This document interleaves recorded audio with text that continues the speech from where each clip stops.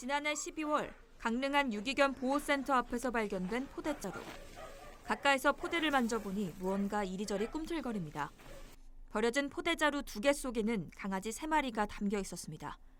이 중 한 마리는 전염병에 걸려 폐사할 위기까지 갔다 살아났습니다. 이 강아지들은 지난 3월 미국 뉴욕과 샌프란시스코 그리고 캐나다로 각각 분양됐습니다. 이렇게 새 삶을 살고 있는 유기견도 있는 반면 버려진 채 생을 마감하는 동물들도 있습니다. 강원도에서 안락사되는 반려견은 한 해 평균 600에서 700마리에 이릅니다. 해마다 늘어가는 유기견 문제는 관광지인 동해안 지역이 더 심각합니다. 여름철 피서지에 놀러 왔다가 키우던 반려견만 두고 가는 경우가 많기 때문입니다. 강원도가 집계한 통계를 보면 지난 2017년 한 해 동안 집계된 유기동물 4,700여 마리 가운데 약 32%에 해당하는 1,500여 마리가 6월에서 8월 사이 버려졌습니다. 특히 인기 휴양지로 부상하고 있는 양양의 경우 서울 양양고속도로가 뚫린 이후 유기견 수가 급증한 것으로 나타났습니다. 양양 지역 유기견 수는 2017년 35마리에서 지난해 100마리로 급증했고 올해는 6월 기준 벌써 100마리에 가깝습니다.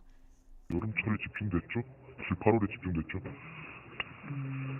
놀러 왔다가 뭐 바닷가에 버리고 뭐 고속도로에다 버리고 휴게소에 버리고. 양양군 유기견 보호소는 도내에서 유기견 안락사율이 가장 높습니다. 유기견은 급증하고 있지만 분양 수요는 이를 따라가지 못하기 때문입니다. 양양군 유기동물보호소는 유기견 수가 급증하면서 지난 2014년에 임시방편으로 만들어졌기 때문에 수용할 수 있는 규모가 매우 제한적입니다. 이 아래쪽을 보시면 작은 철창 속에 이 새끼 강아지 6마리 정도가 보호가 되고 있고요. 또 대형견 같은 경우에는 적합한 보호 공간이 아직 없기 때문에 뒤쪽을 보시는 것처럼 이 그늘 곳곳에 묶여 있는 실정입니다.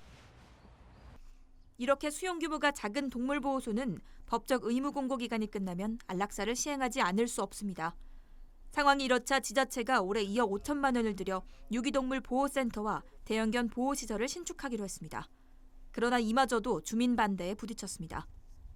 유기견 보호소에서 1km가량 떨어진 마을 주민들이 소음과 악취를 이유로 유기동물 보호센터 건립을 막고 있기 때문입니다.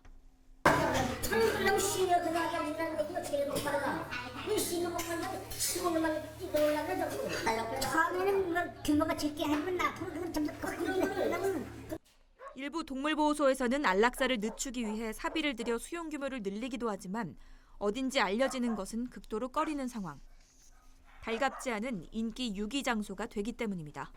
제 방송이 그렇게 나가면은 자칫하면은 내가 데리고 있던 개들 중 내가 키우기 힘든 개들을 저희 쪽으로 계속 문의가 할 수가 있어요. 지금도 그런 문의가 오는데 저희가. 그렇다면 늘어나는 유기견에 대한 대책은 없을까? 책임의식과 인식 개선을 위해 반려견 등록 제도도 도입됐지만 현재까지 등록된 동물 수는 전체 662만 마리 가운데 117만 마리로 18%에 불과합니다.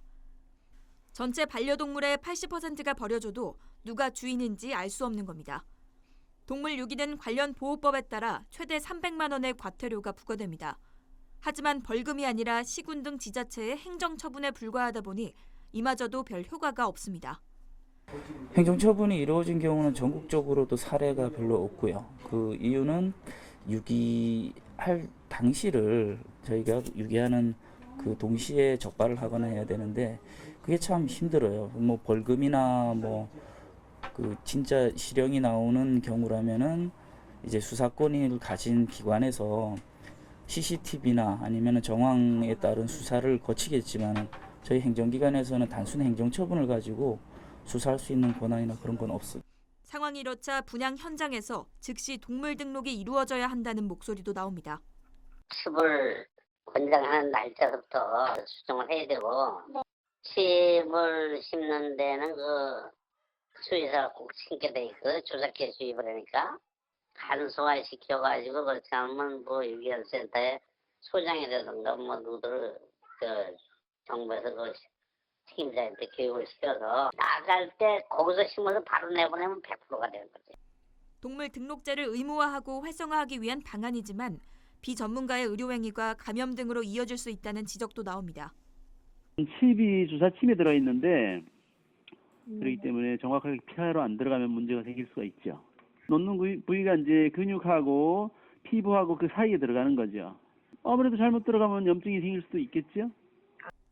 사정이 이렇자 농림축산식품부는 반려견 등록 활성화를 위해 7월부터 2달간 반려견을 의무적으로 등록하는 동물 등록 잦은 신고 기간을 운영하기로 했습니다.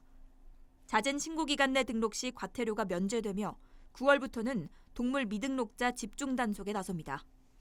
현행법이 강제성이 없다 보니 지금도 반려견들은 어디에선가 버려지고 있습니다. 무엇보다 동물들에 대한 책임의식을 강화할 수 있는 현실적인 동물 등록제가 시급해 보입니다. 헬로티비 뉴스 노지영입니다.